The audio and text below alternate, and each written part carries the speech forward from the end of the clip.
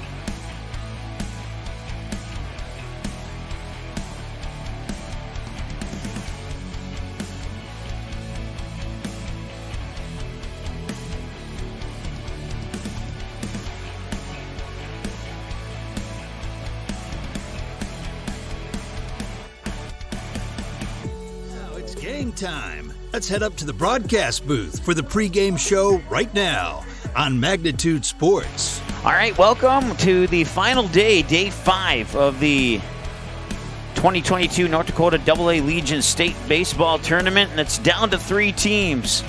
This is a semifinal / elimination game, if you want to look at it that way here. The winner of this one will go and play Jamestown for the state championship at 4 o'clock. Will it be Mandan? Will it be West Fargo?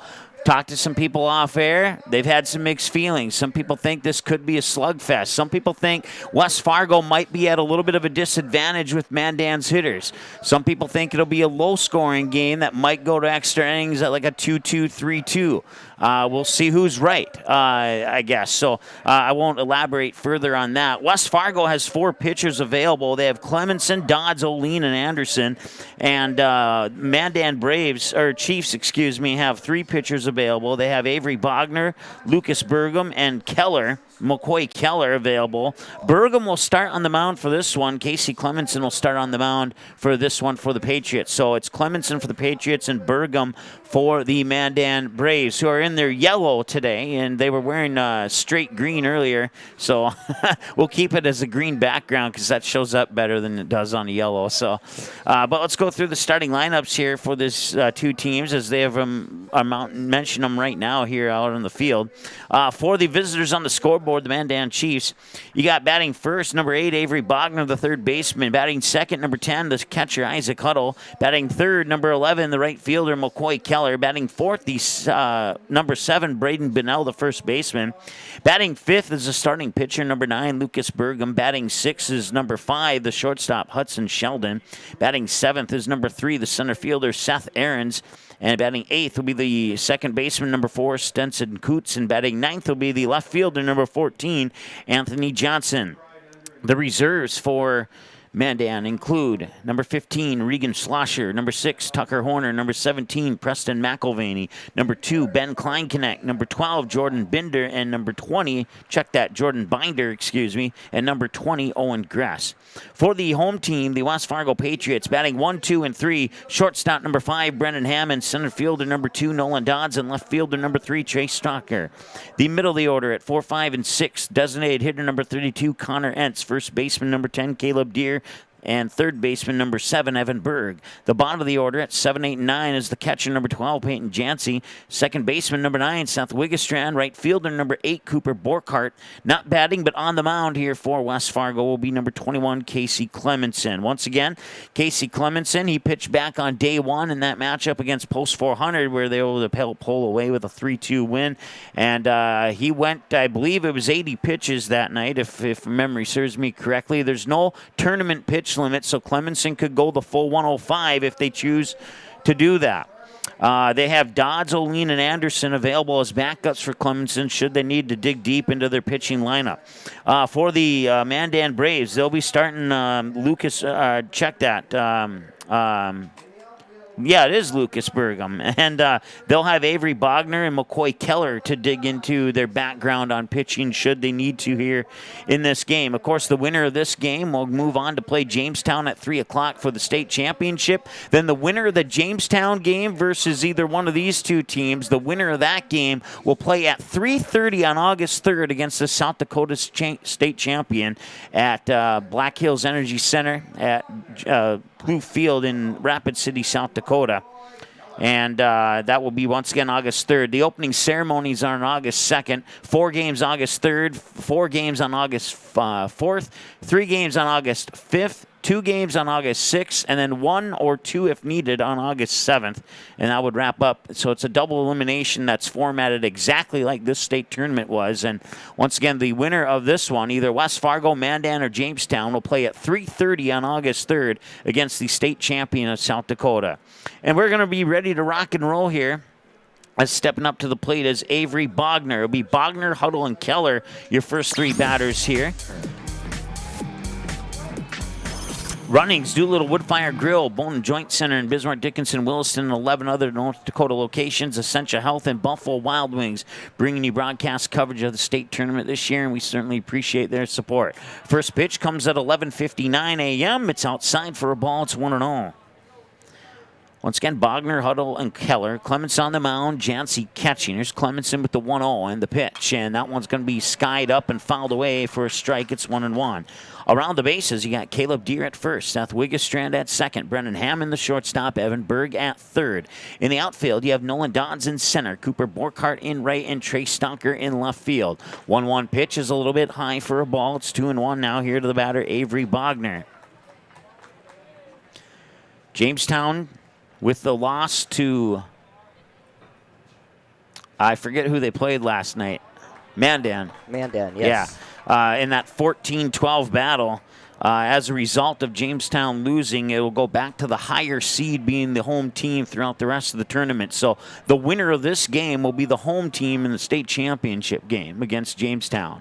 3-1, and that one comes in for a strike, and now it's a full count. And our first batter has filled up the count on 5 pitches, 3 balls and 2 strikes. 1 minute into the ball game here. Once again, Isaac Huddle is on deck here for the Mandan Chiefs, playing in their bright yellow with green numerals and lettering and green helmets with gray pants. And the first batter will be Bogner on base early here in this one. Both teams fighting for their season. Mandan put up a very strong battle for their season last night in a game that went 9 innings and scored 26 runs on 28 hits, and they left 23 runners on base combined for the two teams in last night's game. And that is some numbers that blow my mind, really, to be honest with you. Mike Mason alongside Chris here on, I think he might chime in occasionally here with a comment or two. So, and the pitch. And that one is low and out for a ball. 1-0 to Isaac Huddle. I want to say hi to everybody watching down at in South Fargo. I know I got a couple people down there watching. Sounds like trouble to me. And I'm sure we have a whole bunch of people from the Mandan area watching. And, of course, those who didn't make it to the game in West Fargo chose to stay home and maybe in their air conditioning seats at home. And I'm pretty sure they're tuning in. And I wouldn't be a bit surprised if we have a whole bunch of other people tuning in as neutral fans from other teams that played in the state tournaments. They're just really interested on how this tournament's going to play out and who's going to win. And I have to say that this matchup here might be more exciting to me personally than whoever plays Jamestown, because these two teams are fighting for their season. Jamestown's just relaxing and waiting for their game to start. So this one here should be a battle. We'll see if that battle is a result of hits and runs or if it's a pitcher's duel type atmosphere here. I would lean, with Clementson and Burgum being on the mound, I would lean a little bit towards the pitching duel. You're probably looking at a low scoring game here, something in the 4 runs or less. Like if one of these teams gets 4 runs, that team will be the winner. That's kind of what I'm thinking this game will end up being. I've got to warn you, the last time I said that was the second most high scoring game of the tournament so far. So yeah, well, who knows where this could go. Well, at least you didn't say it this time. Yeah. 2-1 the count now here to Isaac Huddle. And the pitch. Swing and a miss for a strike, and it's 2-2. Clemenson now on 10 pitches. 6 of them have been balls.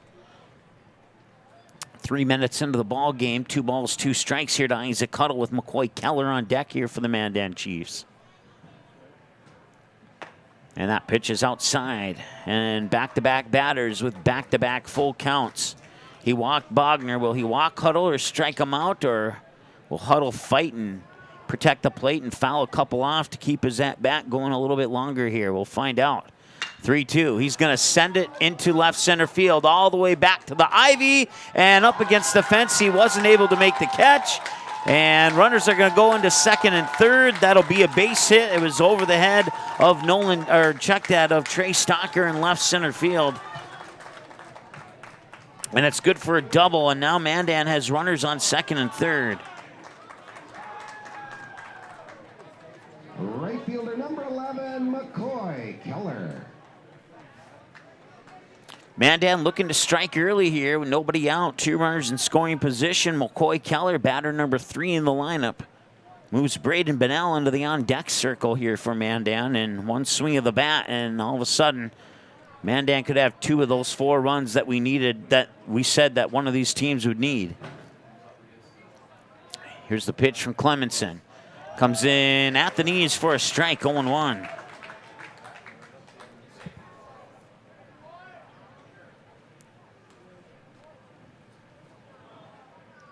Five minutes into the ball game now. Clemenson winds up. Nothing in 1, swing and a miss, nothing in 2. Broadcast coverage brought to you by mortgage lender Sean Carlson at Town and Country Credit Union. The Network Center in Fargo, West Fargo Baseball. Touchmark in Bismarck in Fargo. Knickerbocker and Hickson, Post 400 Baseball, and Sweet Shots in Fargo. Thank you for your support all season long as we come down to our final 2 games of the North Dakota AA Legion baseball season. Here's the 0-2 count, and it's low and in, and it's ball 1. Tried to catch that inside corner at the knees there on Keller, but couldn't quite elevate that pitch high enough to do so. And as a result, it's 1-2. Wish the best of luck to both of the teams in this contest here. Swing and a miss for a strikeout. That's a Buffalo Wild Wings strikeout for Casey Clemenson. That'll bring up Braden Bennell. Puts 1 out with still 2 runners on. Bogner on third, Isaac Huddle on second. Braden Bennell. And to the winner of this game, we wish your team the best of luck in the state championship, as that winner of that state championship game will play the South Dakota champion on August 3rd at 3:30 p.m. down in the Black Hills of Rapid City, South Dakota for the Central Plains Regional Tournament. They'll have the opening banquet on August 2nd. And then the first pitch of game 1's bright and early at 9:30 in the morning. And I believe that, if I remember correctly, I believe that's between the Nebraska state champion and the Iowa state champion. I'll have to double check. I have the notes here. That one's flared foul down to the first base line. Yes, Nebraska versus Iowa at 9:30. The Minnesota runner-up versus the Nebraska runner-up at 12 noon. The North Dakota champ versus the South Dakota champ at 3:30. And the Minnesota champ versus Rapid City Post 22, the host team, at approximately 6:15 on day 1 of the Central Plains Regional Tournament. So that's the schedule. And then once again, that tournament works exactly like this one does. Double elimination format. 1, 2 if needed for championship games. 0-2, swing and a miss, and he goes down swinging. He fouled 3 away, and then he swung and missed on that 4th pitch. And that puts 2 away. And now Clemenson just needs 1 more out. And a ground ball to a positional player would do the trick to strand those 2 runners on base, both of them in scoring position.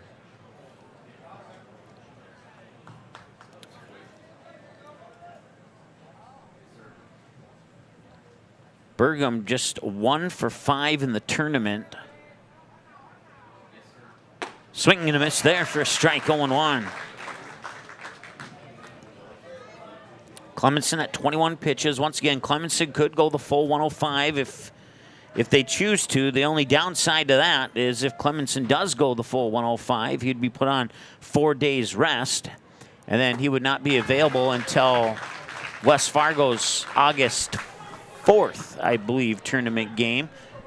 Assuming that West Fargo makes it to the August 4th Central Plains Regional Tournament game, assuming they win this game and assuming they win the next game. There's a lot of question marks that need to be kept in the back of the coach's mind here as he works with the pitchers. That one's popped up and fouled away for no balls, 2-strike count to Lucas Burgum. Hudson Sheldon is the batter on deck if Burgum can reach base. Got the battle of the pitchers here between Clemenson and Burgum. And right now, Clemenson is winning the battle 0-2.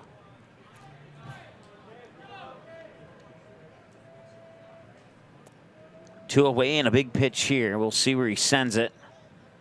He attacks the strike zone and gets him swinging. They strand 2 on base, both in scoring position, 1 on second, 1 on third. And it remains a 0-0 ball game here on the Essentia Health scoreboard. So the strikeout swinging will bring up the top of the order for West Fargo. Hammond, Dodds, and Stocker. Lucas Burgum on the mound when we return after this here on Magnitude. There is no off-season for greatness. You do what it takes to stay in the game. And so do we. Our commitment is to keep you moving forward. Essentia Health Orthopedics and Sports Medicine. Like nowhere else.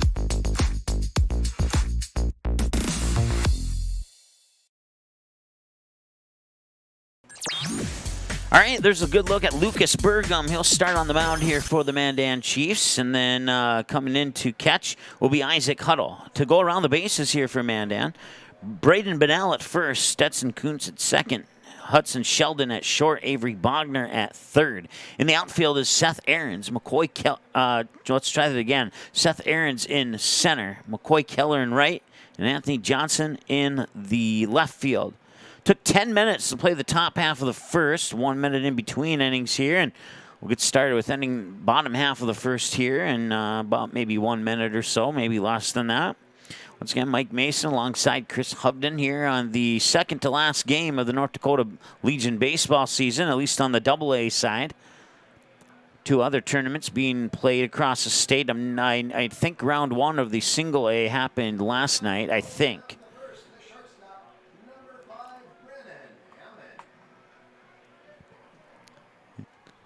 And I want to say hi to Jim, who's watching from Denver, North Carolina. He may not have popped in on the chat yet, but I'm pretty sure he's watching. I know he has no doubt. I know he has some family in the hospital, so that may be keeping him from joining in quickly here. But we certainly wish the best for him and his friends and family there with that situation. 1 ball, no strikes here to Brennan Hammond. And that pitch is going to come in for a strike, and now it's 1-1. Once again, Hammond, Dodds, and Stocker are the 1-2-3 batters here for West Fargo. Bennell first, Kuntz second, Sheldon short, Bogner third, Burgum on the mound, Huddle catching, and now it's a hard hit ball to Bogner. Bogner fires it across the diamond in time for the 5-3 ground out. Hammond grounds out to third. I'll bring up Nolan Dodds, 1 up, 1 down here for the West Fargo Patriots. Nolan Dodds.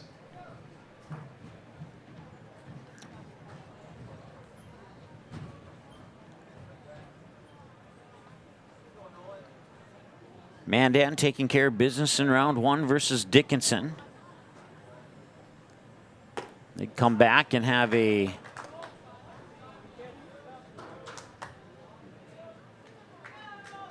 I'm trying to remember who they played after Dickinson before Bismarck. I'm drawing a blank. But, post 2. They would have a tough time against Fargo post 2. And then they would come back and have a close game through 4 innings with the Bismarck Governors, and then they would get a couple hits and a couple home runs, and that one's into foul territory, racing after it, but running out of real estate is the first baseman, Benell. So once again, they would defeat Dickinson in the first game of the state tournament. They would fall to Fargo post 2, come back and play 4 good innings with Bismarck before Mandan took off with that game to defeat the Governors and put an end to their season. And then they had a battle of a game last night that took 9 innings to complete with Jamestown. A game in which Mandan had the lead on only 2 occasions outside of the final score. And every time Mandan got close, it seemed like Jamestown was able to put some separation between the 2 clubs on the scoreboard. That one hit up right up the middle. Nice grab on the second hop by Kuntz. Turns around, but he cannot fire it over. Nolan Dodds is on base with an infield hit. It's a 2-out infield single for Nolan Dodds, and that brings up Trey Stocker. Check that. It brings up Connor Entz. It's Trey Stocker on base. I was a batter behind myself here. Now batting the designated hitter, number 32, Connor Entz. So a 2-out single for Stocker, infield single. Now Connor Entz, the batter. Fouled that first one away for a strike.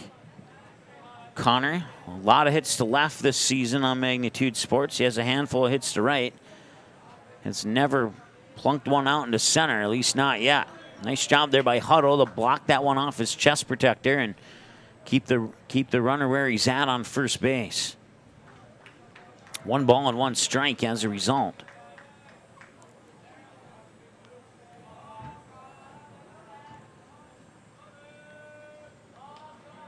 I think Mandan's sitting in a good position with pitching, as is West Fargo.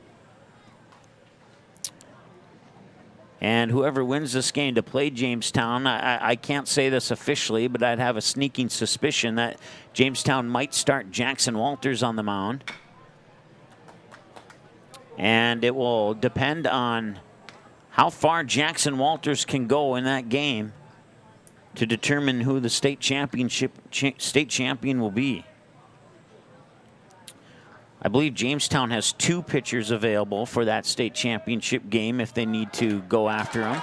Swing and a miss there, strikeout. Stocker tried to move to third, but with the strikeout, he'll be stranded on first. 1 runner stranded on base, and the strikeout to Entz will end the first inning of play. Took 16 minutes to play the first inning. We're knotted up at 0 here on the Essential Health scoreboard. We're back in a moment with Sheldon Arenz and Kuntz for Mandan after this. Looking for a new home? Make home happen by getting pre-qualified for free with Sean Carlson at Town & Country Credit Union. He'll help you find the best mortgage options for you and keep the process running smoothly from beginning to end. With a 97% satisfaction rate, awesome rewards, low fees, and great rates, it's clear why members love Town & Country Credit Union. Stop in or visit townandcountry.org to find out how you can become a Town & Country member today. Insured by NCUA, Equal Housing Lender.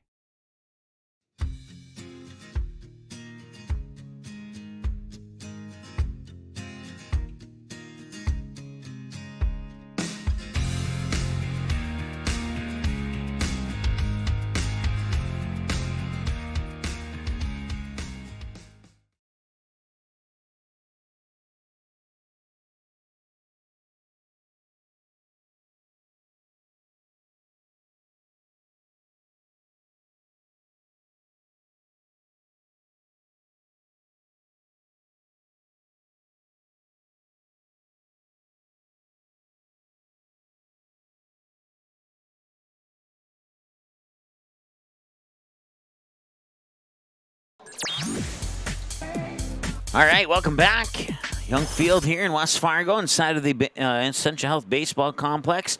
And on the Essential Health scoreboard after one, it's 0-0 between the Mandan Chiefs and the West Fargo Patriots. Fouling that one away is Hudson Sheldon for strike one. Sheldon is, let me look here, 1, 2, 3, 4, 5, 6, 7, 8. He's 4 for 8 in not on the tournament, but on Magnitude Sports. Here's the 0-1. And that one comes in for a strike, and it's 0-2 to Sheldon. Once again, 6, 7, and 8, the batters due up for Mandan here in the top of the second. They stranded a runner on second and a runner on third in the top of the first. And now he strikes out on 3 pitches. Well, so far, so good if you're a Casey Clemenson fan.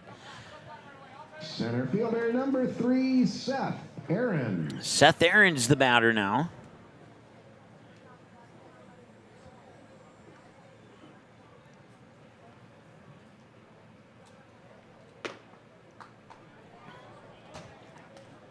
If Mandan were to win this game, they would have 2 pitchers available going into the state championship game, and Jamestown would have 2 pitchers available, presumably, depending on how this game turns out.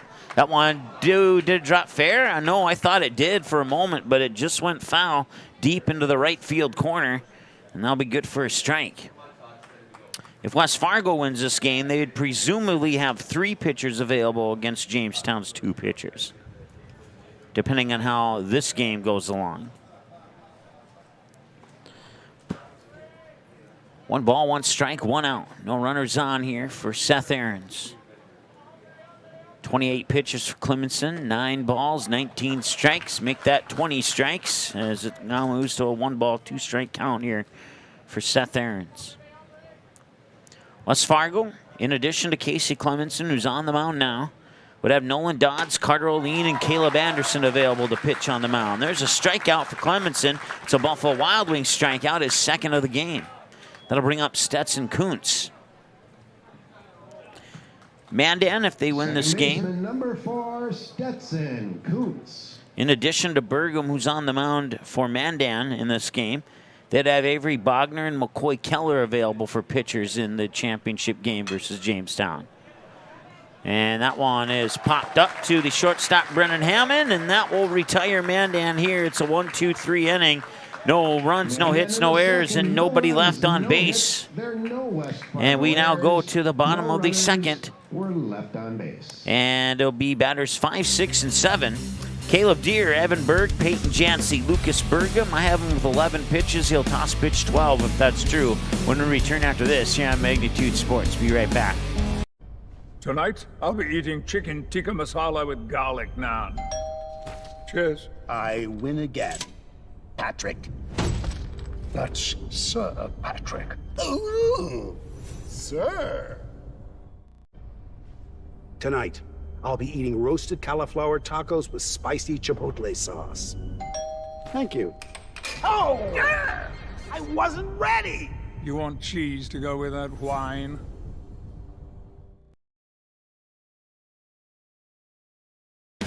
Runnings is celebrating 75 years in business with an incredible 2022 Ford truck giveaway. Just imagine you hitting the road in a brand new fully loaded Runnings Red Super Crew 4x4 truck. Don't imagine it. Make it happen by entering to win now through August 10th. To register, grab a prize card from your local Runnings store or visit runnings.com/2022 Ford truck giveaway. No purchase necessary. Must be 18 or older to enter. Enter to win today. And thank you for shopping at Runnings, your home, farm, and outdoor store.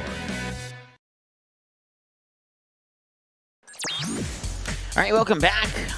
1.5 complete, home half of the second. Caleb Deere will lead things off. Evan Berg, Peyton Jancy will be making an appearance this inning for the Patriots as well. 1 ball, no strikes here. Lucas Burgum on the mound. I have him for 12 pitches with that one he just tossed. And that's official within 2, usually. And a ground out to short.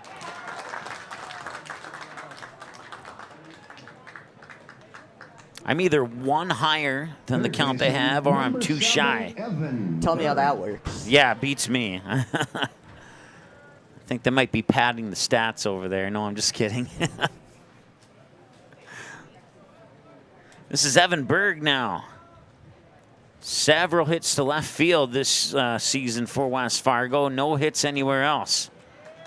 Swing, tap, foul at the plate. Good for a strike, and it's 0-1. I want to say thanks to Brad Anderson for helping us out with the 2 games yesterday and 2 of the 3 games the day before that. It was a nice, well-deserved break.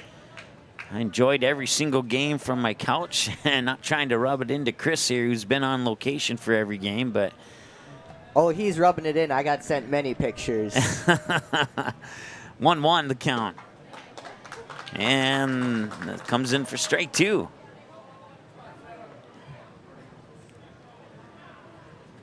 Well, actually, that's not 100% true. I watched a couple of the games from the couch, and I watched a couple of games from other locations. So there's a drop third strike. He'll go into the books as a strikeout for Burgum on the drop third strikeout. I believe that's his third. Yep, it is. Catcher number 12, Peyton Jancy. In the previous inning, I said that Clemenson had 2. I misstated that. He actually had 5 on that last strikeout that Casey Clemenson tossed. So Clemenson with 5, and now Burgum with 3 strikeouts so far. And there's a strike against Peyton Jancy. 0-1 with 2 away and no runners on, and West Fargo is in danger of doing a 1-2-3 inning here. They put 4 up to the plate and left 1 stranded on base in the first inning. This one, a hard hit ball, one bouncer to Sheldon at short. He'll fire it across, and it is there in time. It's a 1-2-3 inning. No runs, no hits, no errors, nobody left on base for West Fargo. And that'll bring us to the top of the third. Due up for the Chiefs. Batters 9, 1, and 2. Anthony Johnson, Avery Bogner, Isaac Huddle are the batters due up. Casey Clemenson with pitch 33 when we return after this. Buffalo Wild Wings win-win value lineup gives you and your friends more for less. With buy one, get one half off traditional wings every Tuesday. Buy one, get one free boneless wings every Thursday. And $3 tolls every day. Only at Buffalo Wild Wings. Sweet Shots is Fargo's premier golf entertainment destination. Sweet Shots will host your birthday, bachelorette party, corporate events, date nights, or a night out with friends and family. Need help with your golf game? Visit with one of Sweet Shots' PGA teaching pros. Hungry? They have a full food and beverage menu too. Try your shot in one of 60 climate control hitting suites or one of 5 indoor full swing simulators that include golf, hockey, hunting, football, soccer, and zombie dodgeball. Make the trip to 3400 James Way South in Fargo or visit sweetshots.com for much more.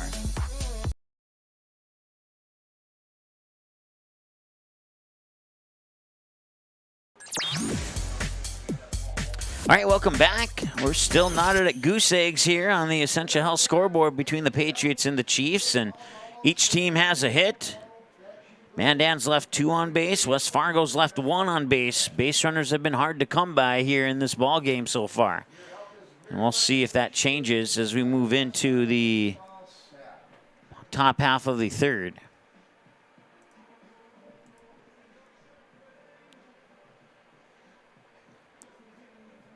Anthony Johnson walks up to the plate here for the Mandan Chiefs.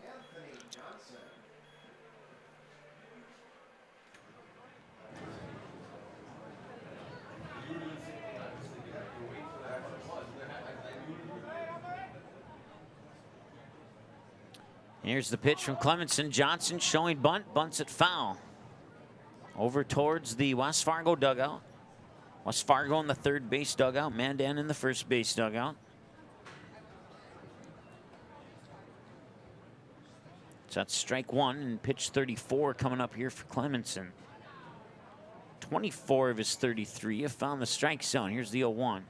That one's low at the knees for a strike.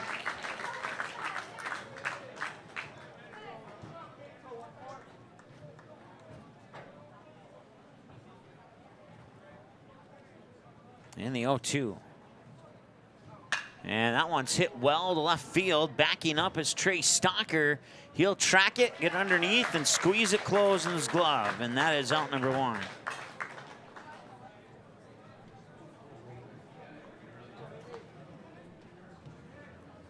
That'll bring up Number Avery 8, Bogner. Avery Bogner. Bogner 0 for 0. He drew a walk last time on full count.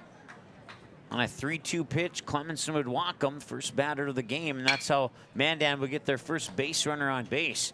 That one came that close to being on the opposite side of the third base bag and being a base hit. Instead, it's fouled away for a strike, 0-1.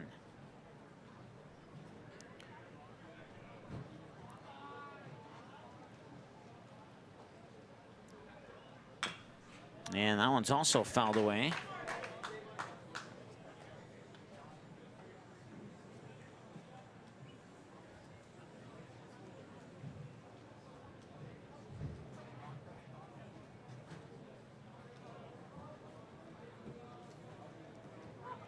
Ten of the last 11 batters have either struck out or grounded out or flied out.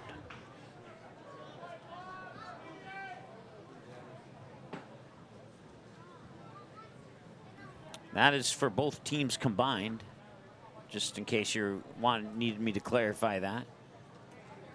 No balls and 2 strikes here to Bogner. And that is a ball. And you hear some cheers and some disagreements from the fans surrounding our field mics.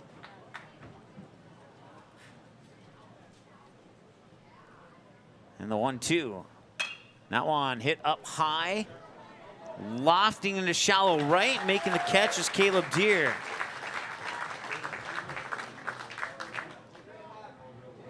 A high lofting pop out to shallow right. First baseman Caleb Deere makes the catch.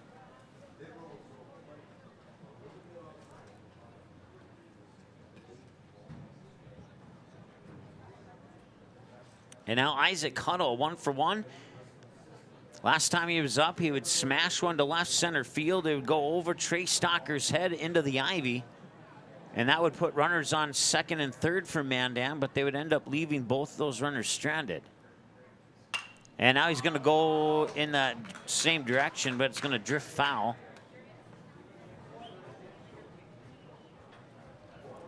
And it makes it 0-1.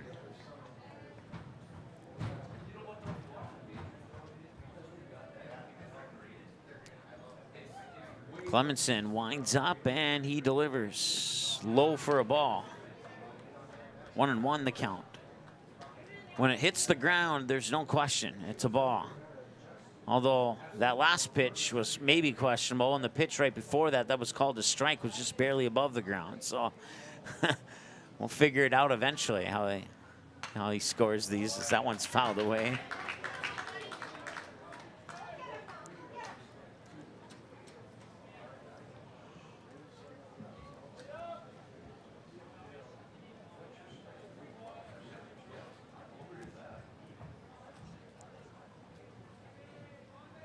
One, two, inside for ball 2. Fouled away, a ball, fouled away, and a ball in that order on the pitches so far here for Isaac Huddle.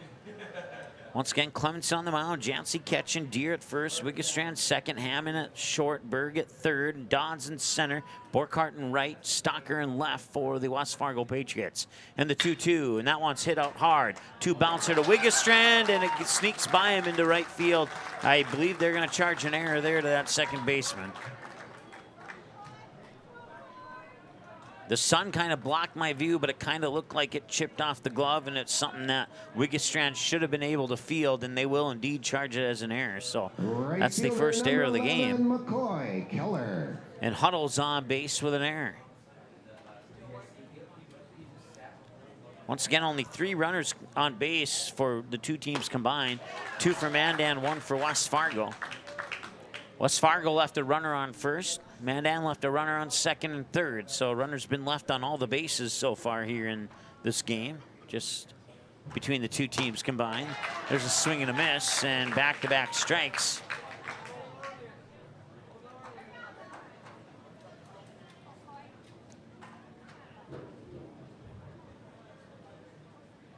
Nothing in 2.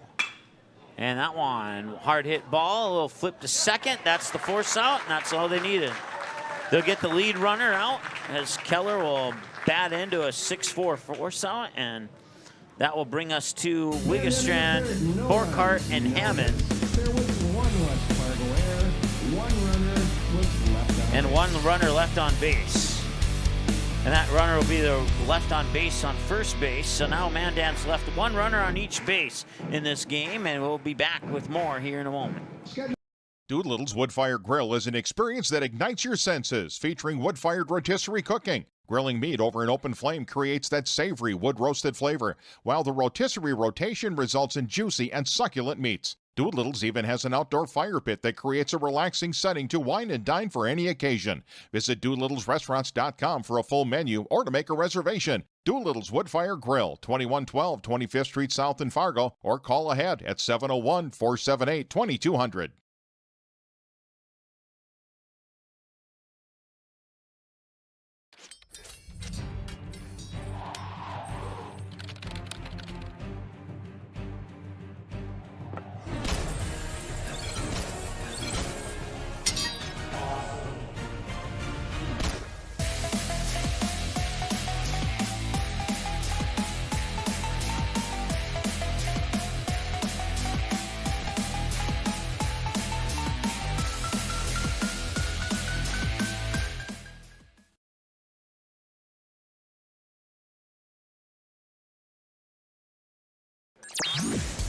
All right, welcome back. Mike Mason alongside Chris Hubden here, and Jim checking in from Gastonia, North Carolina. Not sure how far that is away from his home, but glad that you're tuning in. We hope that everything's on the up and up with you, Jim, there.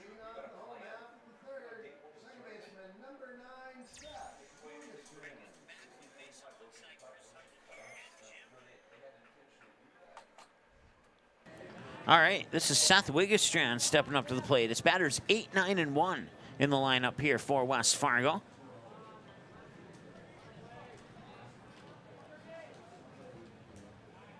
And the pitch. In for a strike, 0-1. Burgum, according to my numbers, is on 23 pitches right now, and this is pitch 24.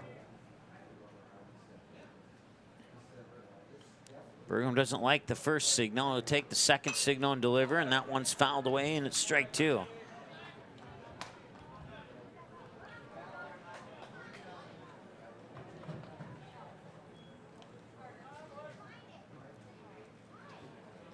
And the 0-2 pitch. Swing and a miss, and he got him for a Buffalo Wild Wings strikeout.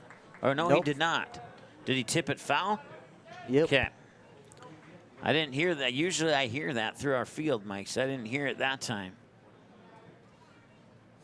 So we'll back up a little bit. Fouled away at the plate. Still 0-2.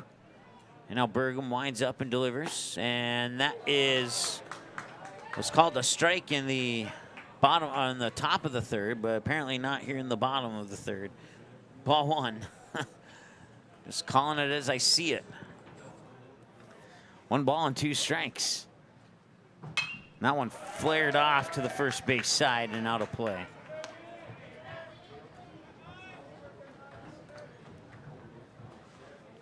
One and 2 the count now. 36 minutes into the ball game. We're knotted up at 0 here in the bottom of the third. This is probably the longest 0-0 game I've called in my career. Usually 0-0 games go a lot quicker. Not that I'm complaining. I'm just making mental notes and...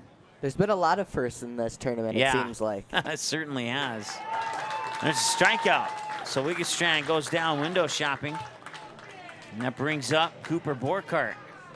Batter 9 in the lineup now. West Fargo's gone through all 9 of their batters. Number 8, Cooper Borkart. 1 out.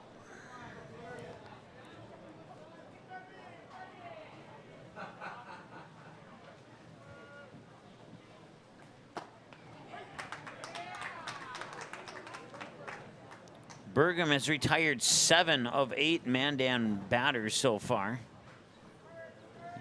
Strikeouts, groundouts, etc. And this is going to be another ground out. Came off the lower barrel of the bat and firing it over, and the pick at first is there. Nice pick by Bennell at first, as that throw from Sheldon was going to be a little bit short. But some teamwork there from first baseman Bennell.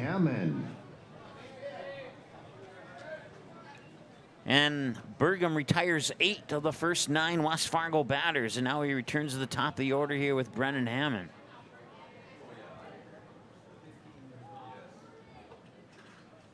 First pitch to Hammond, inside for a ball, 1-0.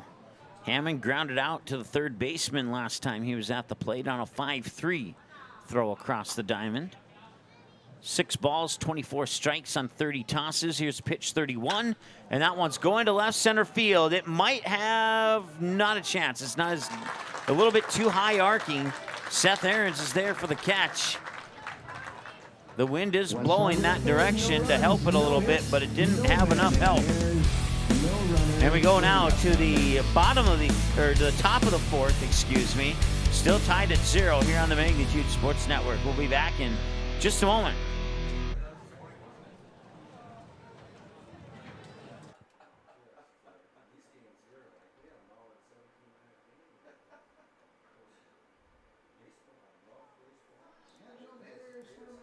The Knickerbocker in Hickson, North Dakota is the place for you and your friends to come and enjoy cold drinks, great food, and sports all under a friendly and fun atmosphere. Whether it's the Vikings, Twins, Wild, NDSU Bison, or one of your favorite teams, watch all the games at the Knickerbocker. Open Monday through Friday, 11 a.m. to 2 a.m., and Sunday, 12 noon to 2 a.m. You can find the Knickerbocker at 412 Main Avenue in Hickson, just a 10-minute drive south of Fargo. Take University Drive, head south until you arrive.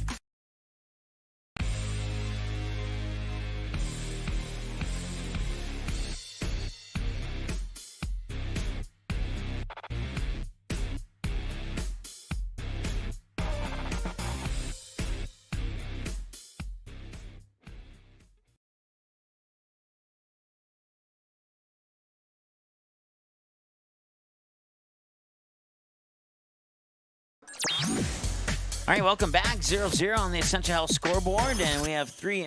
Check that. We have 3 innings complete. We move into the top of the 4th now, and on the mound is Clemenson. He delivers a pitch high in for ball 1 to Braden Bennell, who struck out swinging last time he was at the plate.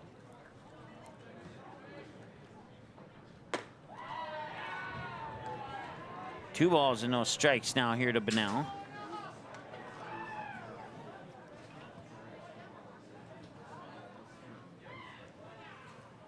And the 2-0 from Clemenson, and that's at the knees for a strike. I almost thought it was ball 3. I still quite haven't figured out where his window is at for that strike zone, but we'll figure it out hopefully over the next couple innings. 2-1. That one, a line drive, 1 bouncer into the glove of Wiggestrand. Wiggestrand fires it over into the glove of Deere for the 4-3 ground out. I'll bring up Lucas Burgum.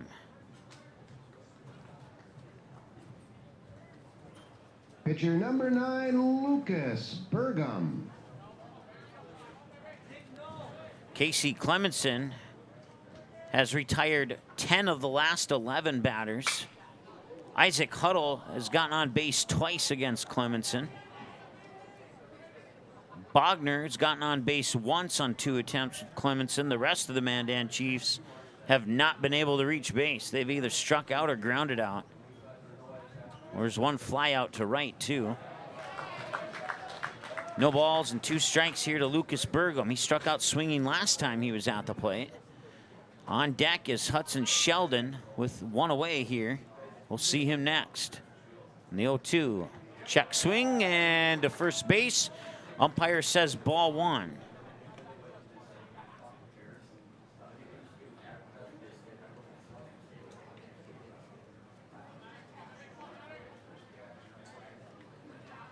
And the 1-2 windup from Clemenson. And that one's in for strike 3. And Burgum goes down window shopping.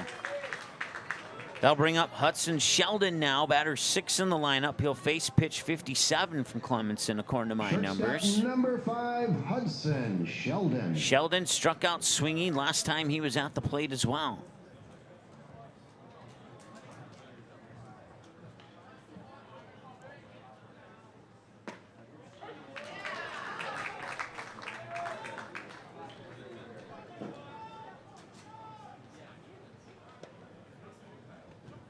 Clemenson has struck out 6 of the 11 batters who have not reached base. And the 0-1. Now on into the backstop, nobody on, and a little frustration there from Casey Clemenson. So it's 1 ball, 1 strike.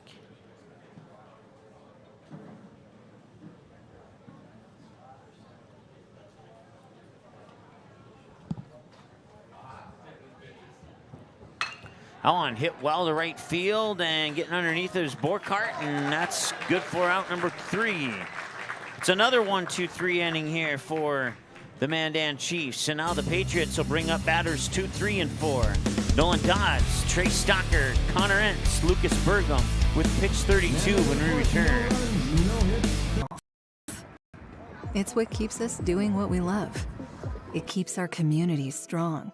So, how are you doing?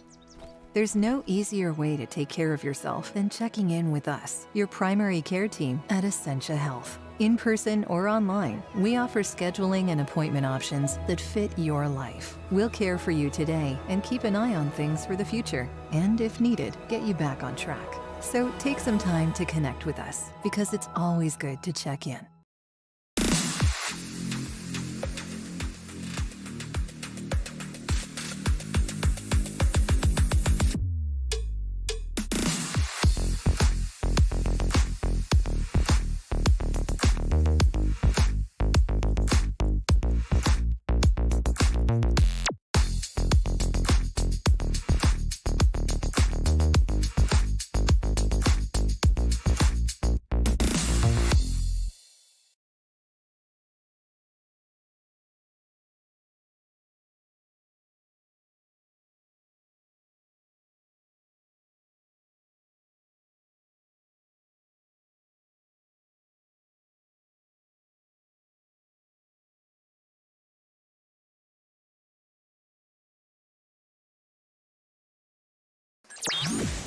All right, welcome back. Nolan Dodds will get things started here in the home half of the 4th. We're halfway through this ball game, and no runs on 2 hits, 1 error, and 4 left on base combined between these two teams.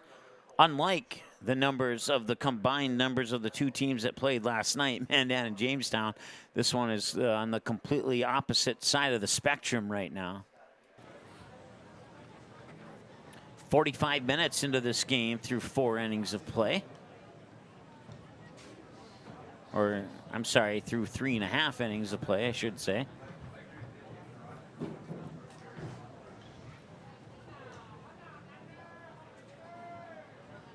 There's the windup in the 1-0 pitch. And now it's 2 balls and no strikes here to Nolan Dodds.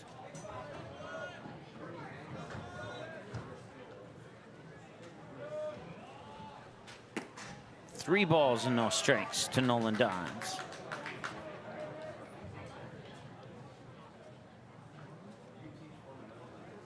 Burgum at 34, according to my numbers. If he goes to 40, he would have to have 1 day's rest. I'm not sure if he could come back.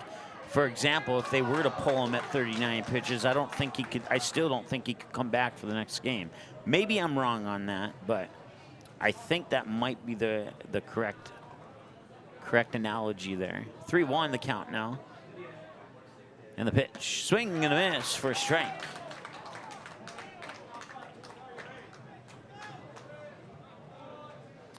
Go from a 3-0 count to a 3-2 count on the first 5 pitches, and Burgum with the payoff.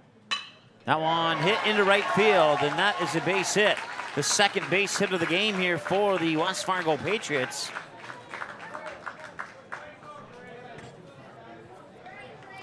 West Fargo has never gotten a runner to second base yet. We'll see if that changes here in this inning or not.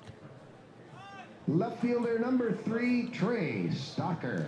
Mandan has gotten a runner as far as third, but nothing beyond third. So Mandan, no runners beyond third. West Fargo, no runners beyond first so far in this game.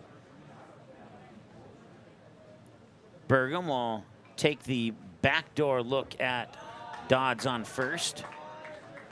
Deliver the pitch low and out for, or low and in for a ball. 1-0.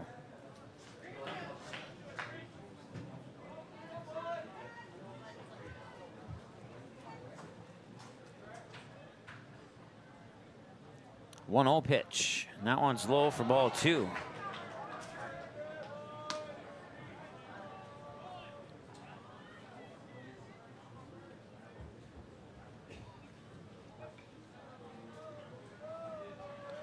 Two balls and no strikes.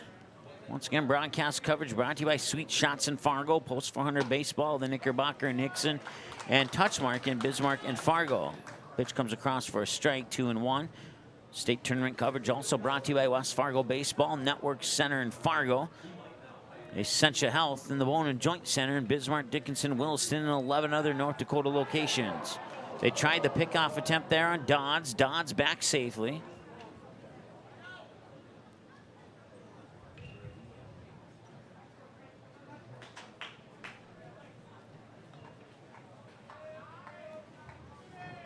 Two and one as Burgum looks at Dodds over his left shoulder. Swing and a miss on a low pitch to the outside, a curveball that dropped low. Now leaving the count 2-2.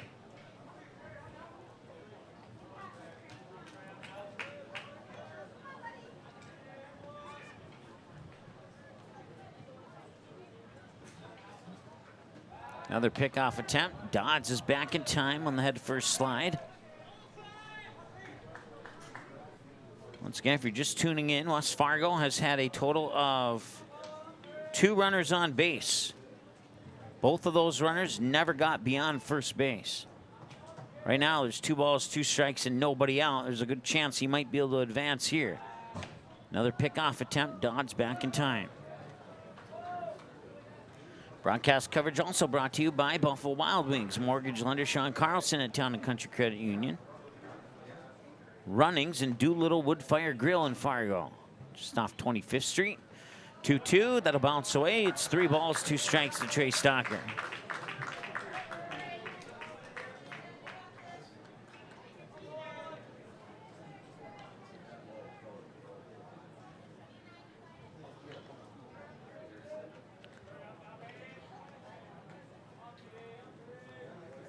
Payoff pitch coming up here. Burgum tries to pick off Dodds again.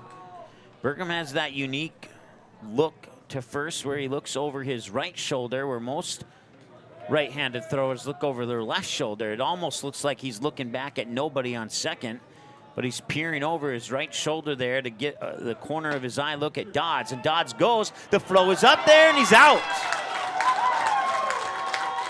Now take the runner off base and put the first out on the board. Actually, it'll be not a true double play, but it ends up being a double play because the pitch came in for a strike, and it's a strikeout, and Dodds caught stealing second. Number 32, Connor Entz. So now 2 away, and Connor Entz. Ooh, that one came up close to his nostrils there. 1 ball, no strike. Connor Entz, he struck out swinging last time he was at the plate.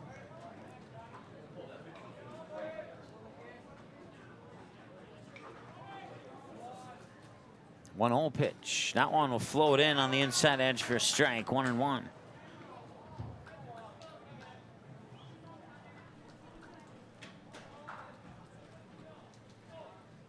Here's the windup in the 1-1 pitch. Swing and a miss for a strike. 1-2.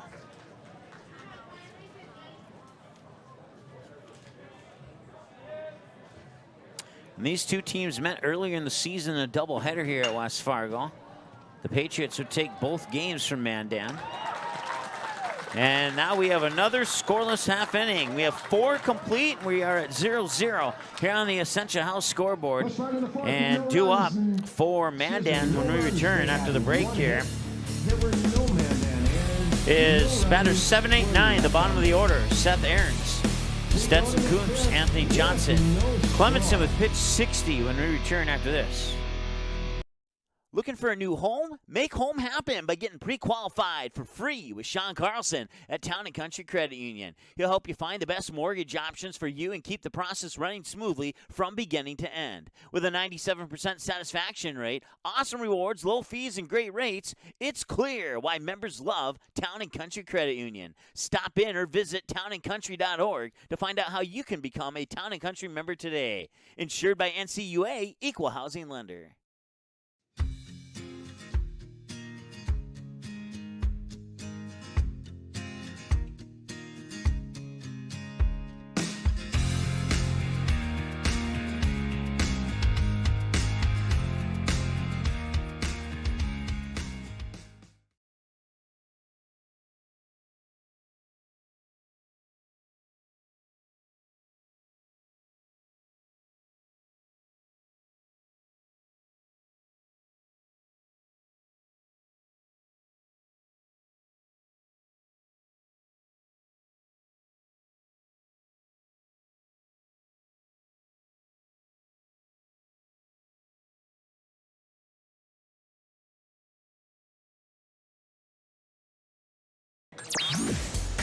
Seth Aarons will face pitch 60 from Clemenson.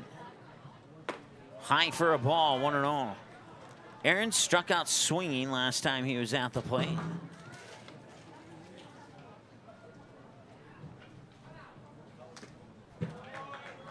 Matter of fact, last time batters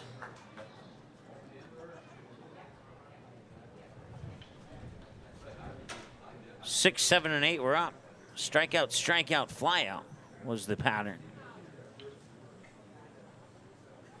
Wait, I did that wrong. 7, 8, 9 is what I meant to say.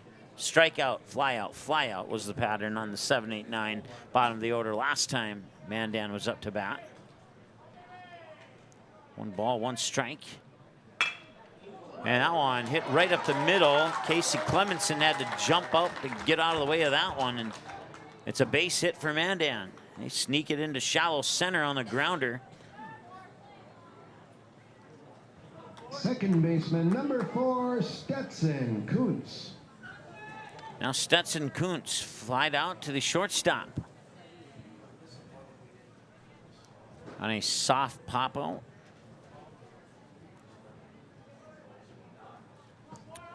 .55 minutes, top of the 5th, nobody out. Runner on first is Seth Aarons. And the pitch, he'll show bunt. Bunts it right back to Clemenson. Clemenson picks it up, fires it around, and now they will, pretty much the entire West Fargo team rushes over to third base to make sure that Aarons doesn't go any further than second. So the bunt served its purpose.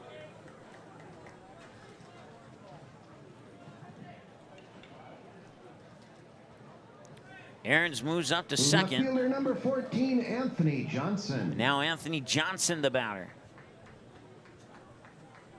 Well, I said it earlier in the game that the first team to get to 4 runs would likely have the best chance of winning this one. Right now, I think the first team to get to 2 runs would have the best chance of winning this one right now.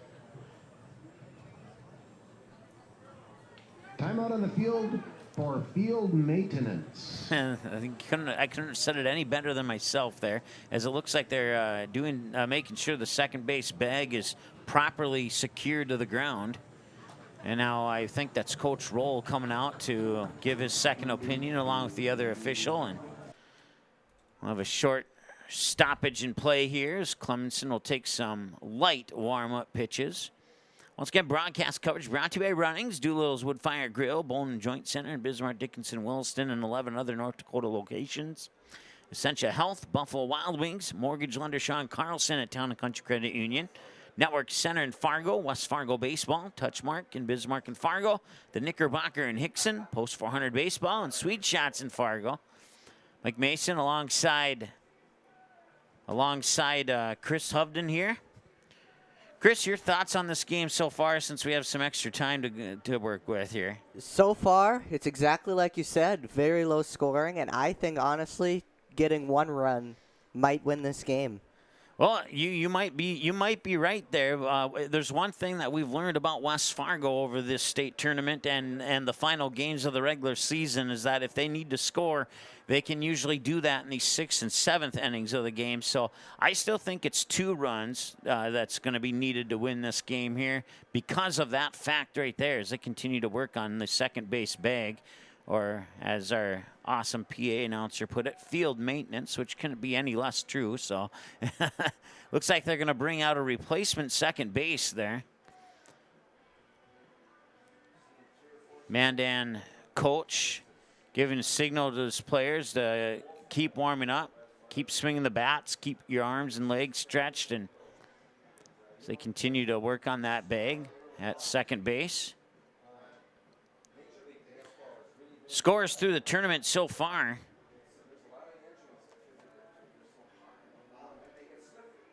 If I can get that pulled up here really quick. Back on day 1, it was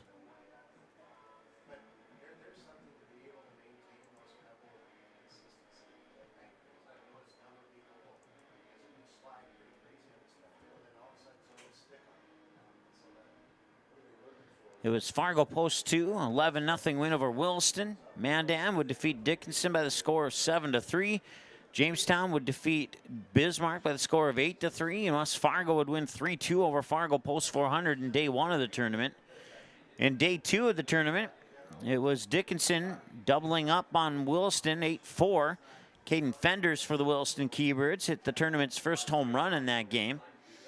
Then the next game, Bismarck would eliminate Post 400 from the tournament by the final score 7-1.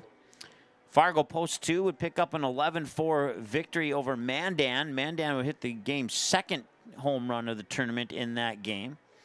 Fargo Post 2 would hit, I think, 2 home runs in that game, if I remember correctly. Jamestown, Fargo Post 2 would win 11-4. Jamestown wins 2-1 over West Fargo. And that would wrap up day 2 of the tournament. Day 3 of the tournament, Mandan wins 12-4 over Bismarck, eliminating the Governors. West Fargo wins 10-4 over Dickinson, eliminating the Rough Riders. Jamestown would win 11-8 over Fargo Post 2, handing Post 2 their first loss. Check that. Yeah, their first loss of the season. Fargo Post 2 would go on to play West Fargo. West Fargo would win 3-1 to eliminate Post 2 from the state tournament. And then last night, we had a exciting, long, high-scoring, high-hitting, high offense, and runners on base numbers were phenomenally high. I think, if I remember correctly, it was 26 runs on 28 hits and 23 runners left on base, if I remember my numbers correctly. I did look at it last night. I actually studied that for that purpose because I was curious. So Mandan would win in 9 innings over Jamestown, 14-12. And with that win over Jamestown, Mandan would earn themselves a matchup with West Fargo. And if they can win this game, they'd earn themselves the home team in the state championship game. If West Fargo is able to pull out the win in this one, they would earn themselves the home team honors in the state championship game as well. So once again, they're working on that second base bag. Let's go ahead and take a break, and we'll be back in a moment. Good sportsmanship. It will carry you further in life than sports. Growing up in North Dakota, I learned to respect my opponents, the coaches, and the officials. The values of fairness and teamwork carried me to the highest level in my sport and allowed me to live my dream of playing football in the NFL. It doesn't matter if you're on the stage, the playing field, or in the stands. We are all better when we show respect for others and practice good sportsmanship. Carry yourself with dignity. Being gracious makes the losses easier and the victories that much sweeter. So when the lights on the playing field, the stage, or the gym floor dim, you'll always have pride in yourself.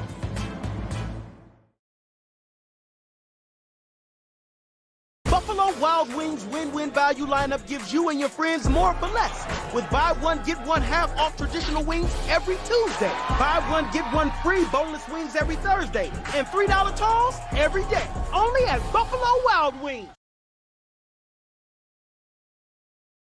Sweet Shots is Fargo's premier golf entertainment destination. Sweet Shots will host your birthday, bachelorette party, corporate events, date nights, or a night out with friends and family. Need help with your golf game? Visit with one of Sweet Shots' PGA teaching pros. Hungry? They have a full food and beverage menu too.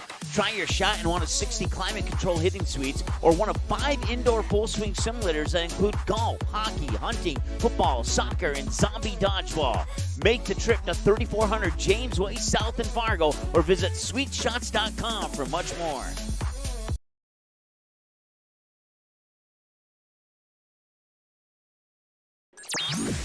All right, Seth Aarons gets the first tap of the brand new second base bag here as we are with one away here in the top of the 5th. No runs yet. 2 hits for each team so far in this game. Runners on base, 3 for Mandan, 1 for West Fargo. We'll get our scoreboard corrected on screen there when we get a chance. Should be 1 for West Fargo, not 2.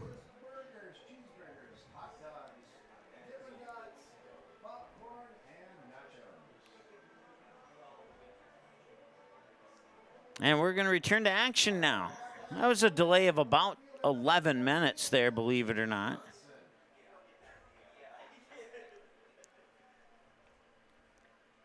Anthony Johnson 0 for 1, fly out to left field last time he was at the plate. Takes a strike here, it's 0-1. Once again, Clements on the mound. West Fargo has Nolan Dodds, Carter O'Lean, and Caleb Anderson available on their pitching staff who could pitch today if they need to go to him at any point. Here's the 0-1. And that one is down and in for a ball.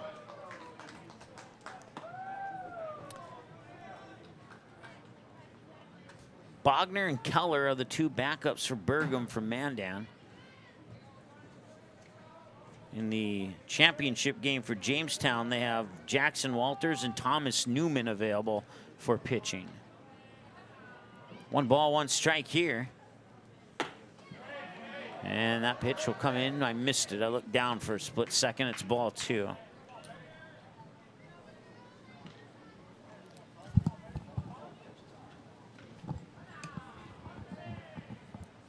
Two-1 the count now here to Anthony Johnson. And a swing and a miss for a strike. It's 2-2.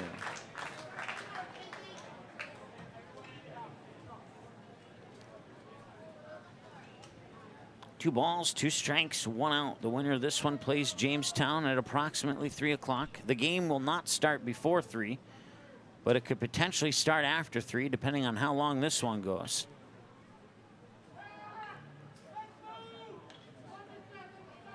I was told to hold back on my humble opinions a couple days ago.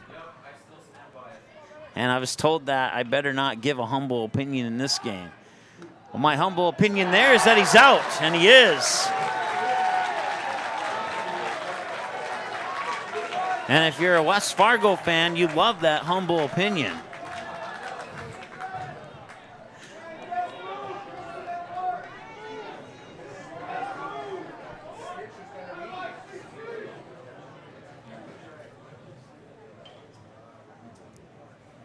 So that takes the runners off base now. And now it's a swing and a miss for a strikeout. And that ends the inning. Back-to-back innings, 1 for West Fargo and 1 for Mandan. They strike out and catch a runner stealing. And that ends the inning. It's 5, 6, and 7 for West Fargo in the bottom of the 5th. Lucas Burgum on pitch 50. He'll face Caleb Deere, Evan Berg, and Peyton Jancy in the next inning. When we return after this, 0-0 on the Essential Health scoreboard, heading to the bottom of the 5th next. Now batting, number 5. Nice seats. $50 though? Hey, this dude got his seat for only $20 on Game Time. Whoa. Game Time tracks ticket prices in real time and finds you all the best last-minute deals, so you can get tickets for up to 60% off. 60% off? Mystical ballpark voice? Yeah. That guy freaks me out. Download Game Time now. Come on, do it. Doolittle's Wood Fire Grill is an experience that ignites your senses, featuring wood-fired rotisserie cooking. Grilling meat over an open flame creates that savory wood-roasted flavor, while the rotisserie rotation results in juicy and succulent meats. Doolittle's even has an outdoor fire pit that creates a relaxing setting to wine and dine for any occasion. Visit Doolittle'sRestaurants.com for a full menu or to make a reservation. Doolittle's Wood-Fire Grill, 2112 25th Street South in Fargo, or call ahead at 701-478-2200.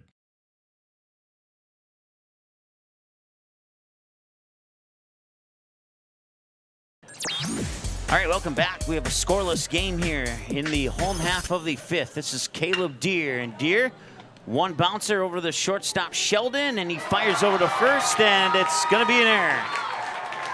He was not able to pick it. West Fargo gets their first runner past first base in this game, and it comes in the bottom of the 5th. They have a runner in scoring position with nobody out now. And that is going to be the first error of the game for Mandan. So now both teams have one error apiece. Third baseman number 7, Evan Berg.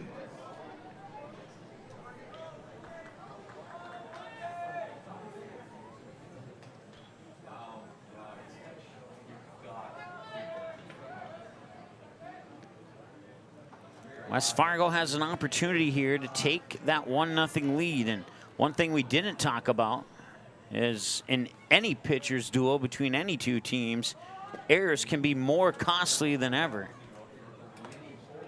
And we'll see if Mandan can save them, redeem themselves from that mistake.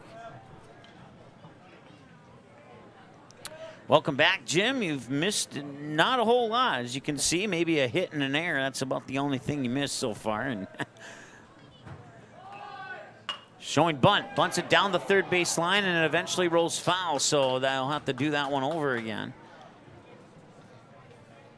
Evan Berg with the right idea there, and now that he's given that away, we'll see if that third baseman comes and plays up or not. But that's going to be, if he does come and play up, Sheldon's going to have to be ready to cover third in the event that a play happens over at third there, because with nobody on third base, make it a little bit easier for Caleb Deere to come home and score.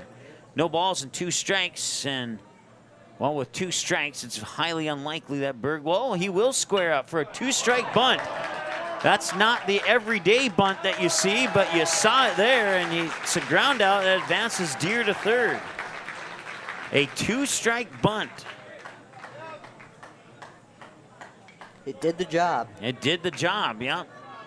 If that would have rolled foul, that would have been out number 2.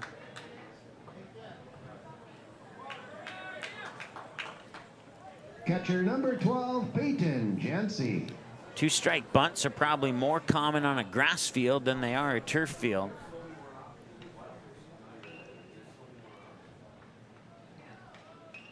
Swing, I think he may have tapped it, but either way, it's a strike, 0-1. West Fargo is in business here. We got Caleb Deere standing on third with 1 out. We're an hour and 10 minutes into this ball game, and we have not had a team produce a run yet. That pitch is a little high for a ball, 1-1.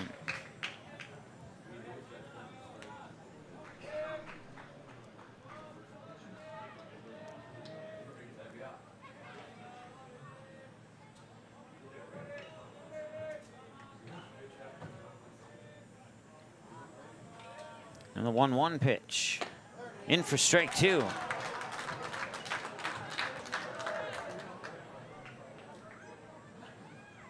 I remember calling a game between, I think it was Castleton and Kindred about maybe 3 or 4 years ago. The game went 0-0 into the 9th inning before Castleton got a runner on third. And then a base hit to left field would win the game. And this game certainly has that feel to it. West Fargo threatening right now. That one hit up high, and it will drift foul off the first base side. It remains 1-2. Saw you chuckling. Little kid make the catch or what? No, a bunch of girls dove for cover. Oh, okay, that is worth a chuckle. 1-2. High and in, 2-2.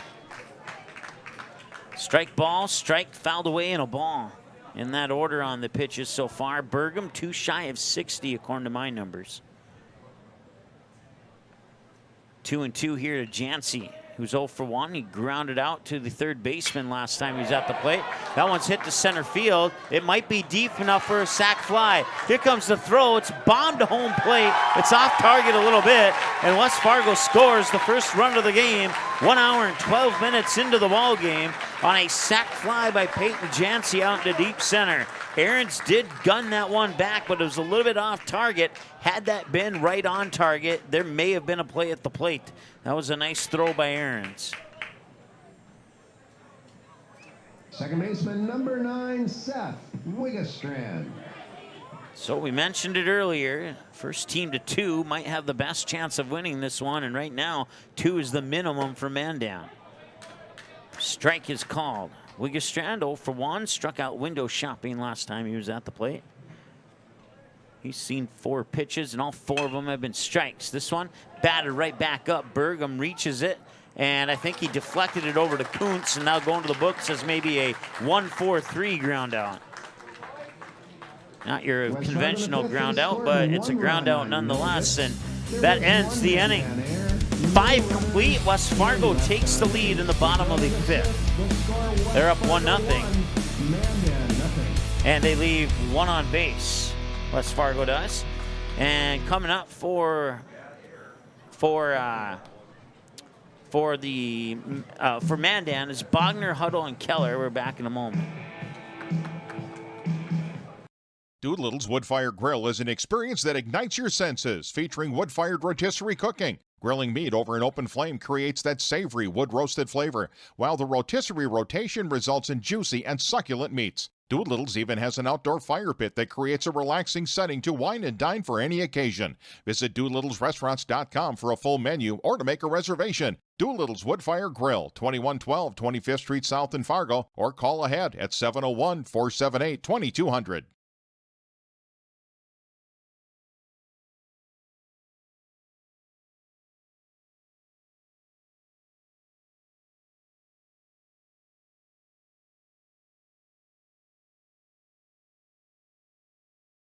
The Knickerbocker in Hickson, North Dakota is the place for you and your friends to come and enjoy cold drinks, great food, and sports all under a friendly and fun atmosphere.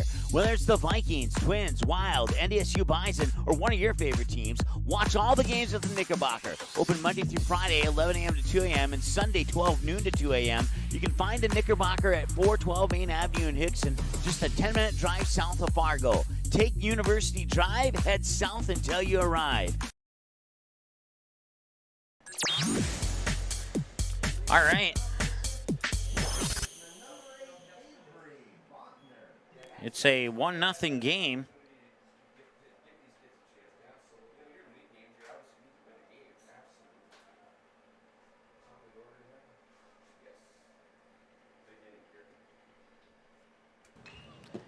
That pitch comes in a little bit low for a ball.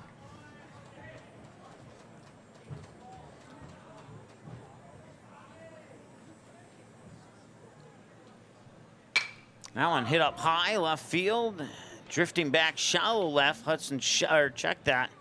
We're looking at the wrong roster. That was Hammond.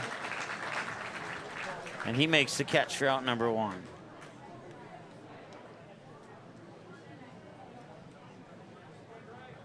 Catcher number 10, Isaac Huddle. So Bogner pops out to Hammond, the shortstop. That brings up Isaac Huddle, 1 for 2. He doubled to left over the head of Trey Stocker into the ivy. Then he reached base on the lone West Fargo error of the game so far. Swinging and a miss there. 1 ball, 1 strike.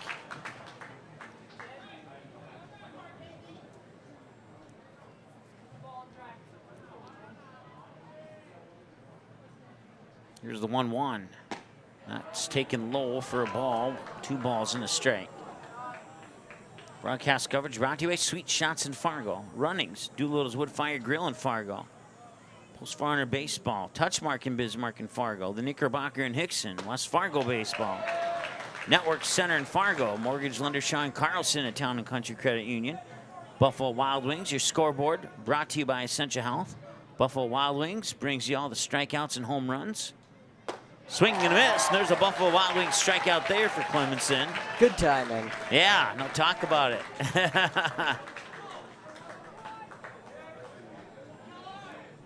Right fielder number 11, McCoy Keller. That's a 7th strikeout of the game. He had 3 in the first inning, 2 in the second inning, none in the third, 1 in the fourth, and now 1 so far here in the 5th. That one's popped up, and the center fielder will make the catch to retire Mandan here in the top of the 6th. Mandan the 6th, no runs, no hits. There were no West Fargo errors. No runners were left on base.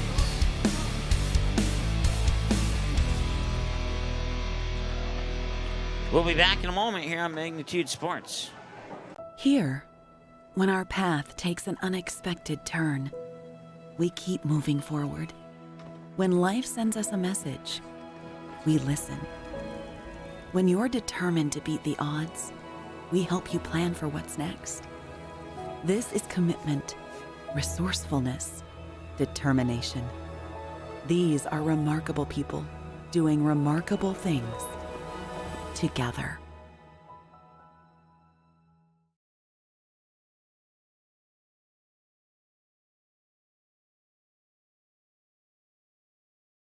You didn't like the call? Please remember the officials on the court and the field have the best view of the action as it happens. More officials are needed. People like you. Stay connected to the game you love. Contact the NDHSAA, MSHSL, or your local high school to find out how to become an official. This message courtesy of Magnitude Sports.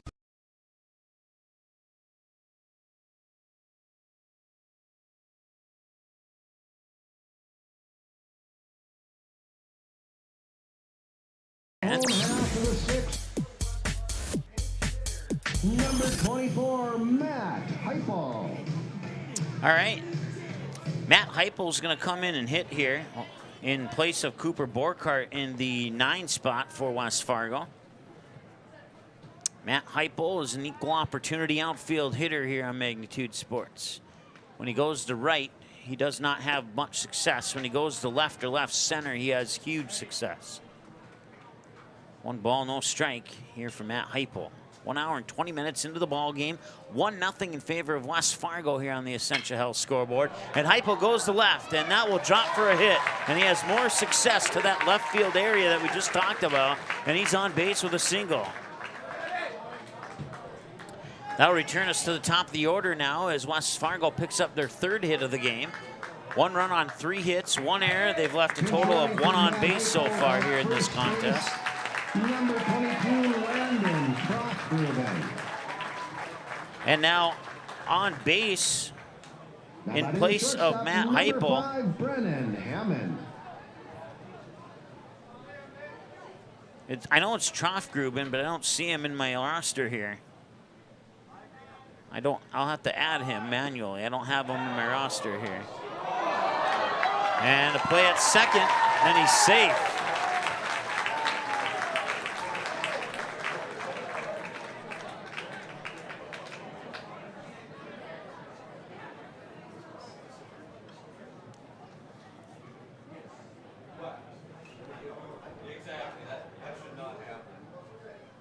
Or is he out? Now he's out, or I was looking down, trying to write in Landon Troffgruben on my roster here, and I think he's just discussing with the coach. Got it. That's what our color man is for, so I can look down. Now this is a visit to the mound here for Mandan as well, as we have a slight pause in the action, and our music guy plays another copyrighted song. They didn't hear me that time.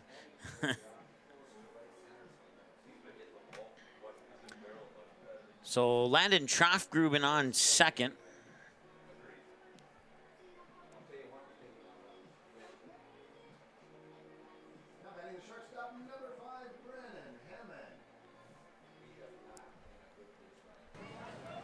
West Fargo looking to add to their 1-0 lead here with nobody out and a runner on second. That is Landon Troffgruben. Brennan Hammond, the batter, finds the gap behind the shortstop, who's playing a little bit too far towards third base. And now rounding third is Troffgruben. He scores, and it's 2-0.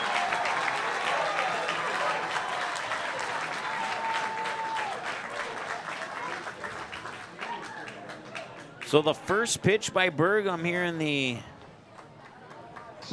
to Brennan Hammond results in an RBI single for Brennan Hammond, scoring Troffgruben. And Nolan Dodd's the batter now. West Fargo now up 2-0. And the snap throw back to first, and he's safe. The throw up there from Huddle was maybe a little bit off the mark. Bunnell had to come out and chase it down, and then he had to run back to the base and try and get Hammond out. Had that throw been on target, Hammond would not be standing on first base right now. So a little bit of a lucky break there for West Fargo. Here's the 0-1. They'll show bunt, and that one, I think they'll call it a strike. They appeal to the first baseman for clarity, and I agree with the first baseman. First base official, I should say. 0-2. Goes in the books as a fouled away pitch, I believe. Once again, Burgum will peer over his right shoulder at the runner on first. Now deliver the 0-2 pitch and just missed it. It was just a little low. 1 ball and 2 strikes.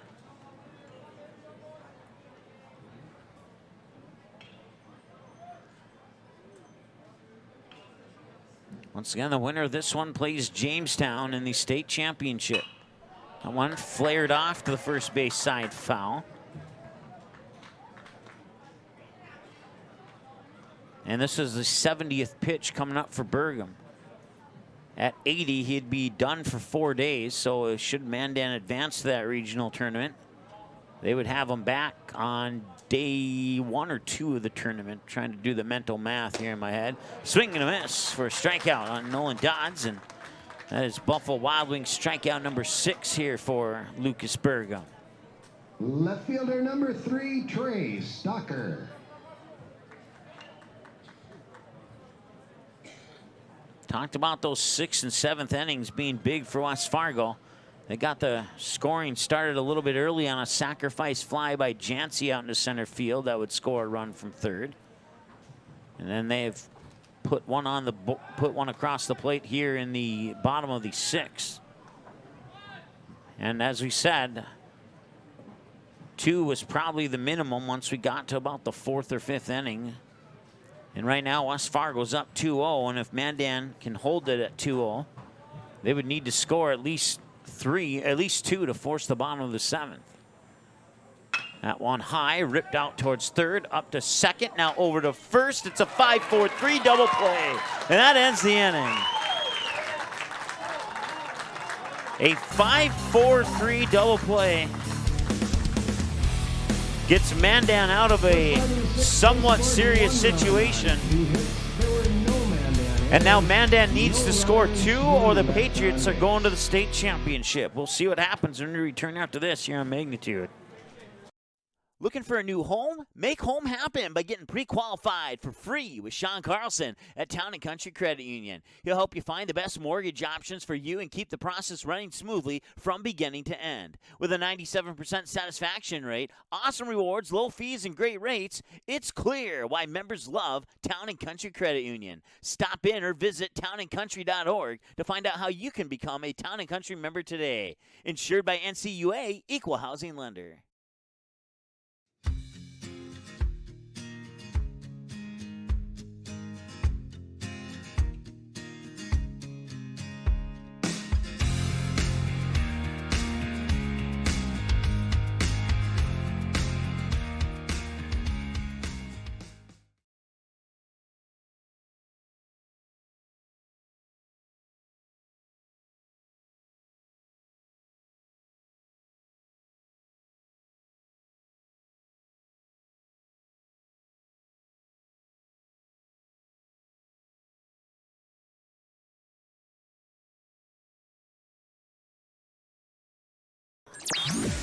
All right, 6 complete. Mandan or West Fargo scores 1 in the 5th, 1 in the 6th, and now Mandan needs to score 2. It's an absolute minimum. Otherwise, the West Fargo Patriots will be playing in the state championship game. Hit hard by Bunnell, and that's fouled away for a strike. Bunnell 0 for 2, struck out swinging, grounded out to the second baseman, and that second base ground out ended the inning last time that he was up to the plate. This one hit hard to center field. It's a base hit. And that one will not sneak by Cooper Borkart. He'll pick it up. Bunnell's on with a single. And Mandan has the tying run coming to the plate here with Lucas Burgum.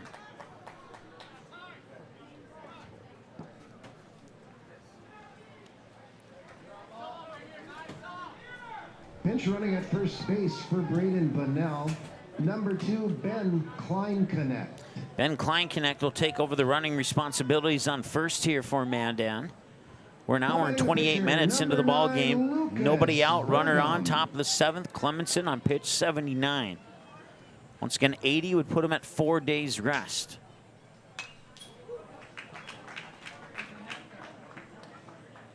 .22 balls, 57 strikes on 79 pitches, according to my numbers, as that one is fouled away into the netting in the backstop here.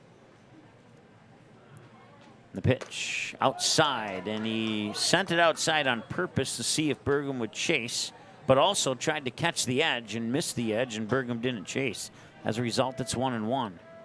Clemenson will look at Kleinknecht on first, deliver the 1-1. Outside, 2 balls and a strike.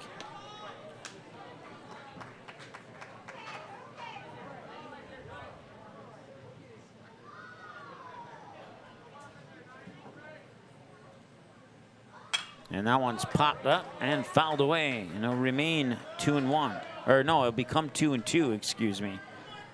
Had my mental thoughts on the ball strikes flipped around there for a moment. A few seconds shy of the 90-minute mark of the ball game. A little bit shorter game from Mandan today, as I was told last night's game with Jamestown that went to 9 innings was approximately 3 hours and 15 minutes. He didn't have the official time for me, but he said it was close to that. It was definitely over the 3-hour mark. That one's high and in for a ball, and now it's a full count at 3 balls and 2 strikes.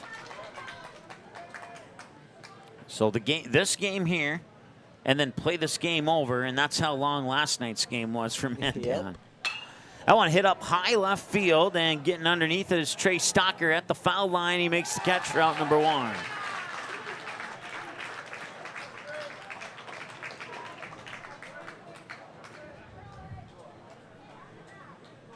Kleinknecht will stay at first now with 1 out. Well, you're not going to see a bunt here, I don't think, because that doesn't really matter. Mandan needs to score 2, so I don't know. Maybe they got something up their sleeve that I'm not thinking of, but Hudson Sheldon, the batter. He'll swing right back to Clemenson, and he will run it out. He's safe. He is safe at first, and will they charge that as an error or not? That's the question. No, they will not. It'll be an infield hit. So now the tying run is on base, and Seth Aarons 1 for 2, struck out swinging and a single, and now with 1 out, now you could consider the sacrifice bunt possibly. That might be an idea that comes into the minds of the coaches here. They may have something else up their sleeve. 1 out, 2 runners on. A sac bunt would potentially move Kleinknecht to third and Sheldon up to second. And then you got Stenson Kuntz on deck, who could take a crack at maybe getting a base hit and tying this game up. That's kind of where Mandan's at right now with 1 out. Clemenson unofficially at 85 pitches, 25 balls and 60 strikes. He's on 4 days rest now. So he would be available on August 3rd should West Fargo go to the Central Plains Regional.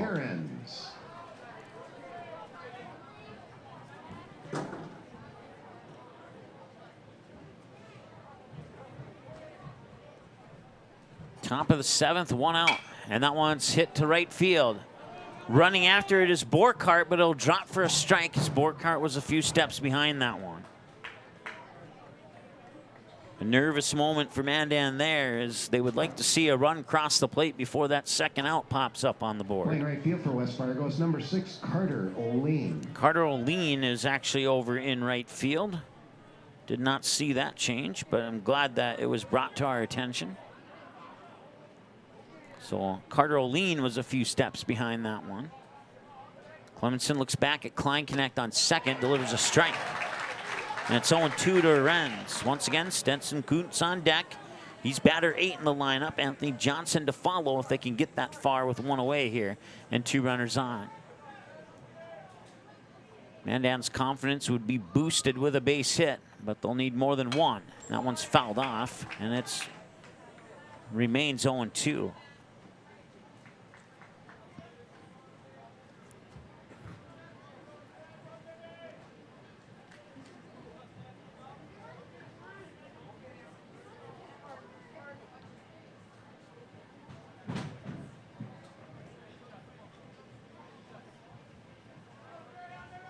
No balls and 2 strikes. Kleinknecht on second, Sheldon on first.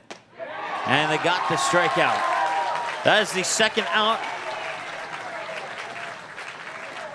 And now Stetson Kuntz. It's up to him to keep this game going for Mandan. Number 4, Stetson Kuntz.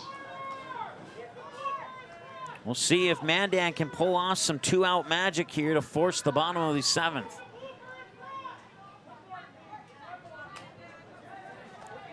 He's got a bigger gap in right center than he does in left center right now. If he can get one over the second baseman's head, that could be good news for Mandan. He'll flare that one foul off the first base side. Fly out to the shortstop, Hammond, and then moved runners over on a sac bunt last time he was at the plate. Fouled for a strike. Sheldon on first, Kleinknecht on second. Clemenson will look back at second. Wine deliver the 0-1, and it will miss. And it's 1 ball, 1 strike. So he tried to paint the outside corner and missed it.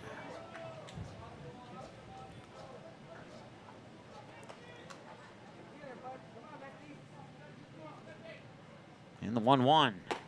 And he goes outside again, and it's 2-1. And the last thing West Fargo wants to do here, keep this in the back of your mind, the last thing that Clemenson wants to do with Kuntz is walk him. Right now, the count's in favor of Kuntz, and he's going to send it to right field. O'Lean is there, and the West Fargo Patriots are going to go to the state championship game to play Jamestown with a 2-0 victory over Mandan here on the Essentia House scoreboard.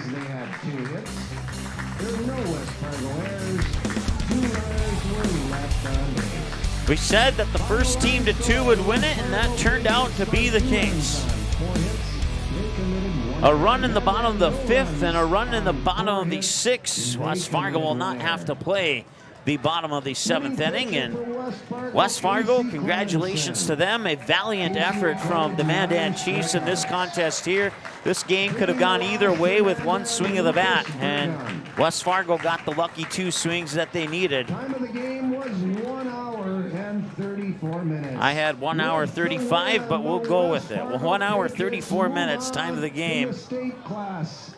Your final line score: 2 runs on 4 hits, 1 error, and 2 left on base for West Fargo. No runs on 4 hits, 1 error, and 5 left on base for the Mandan Chiefs. Mandan Chiefs had a great season, fell a little bit short here today against West Fargo, but they made the deep run into the tournament, which is a huge, significant improvement from their state tournament appearance last year, which is a tournament that they would not have even been in had it not been for the fact that they were the host team. So a much improved year here for the Mandan Chiefs, and they came that close to getting into the state championship game this year. Don't be a bit surprised if they're in this position next year as well. Mandan, a really good baseball team. Congratulations once again to the West Fargo Patriots, excuse me, and they'll play in the state championship against the Jamestown Eagles coming up at 3 o'clock, which is about an hour and a half from right now, an hour and 24 minutes to be exact. And that'll wrap it up for our broadcast, and we will be back in about an hour and 20 minutes with the state championship game. It's the West Fargo Patriots and the Jamestown Eagles on deck here at 3 o'clock. We'll talk to you then. Seating has been a presentation of the Magnitude Sports Network. Don't forget to subscribe, click the bell, and visit our website at magnitudesn.com for a schedule of our upcoming broadcasts. The fun is done until August 3rd. And it's done until next season, so put that one away. Yeah, really.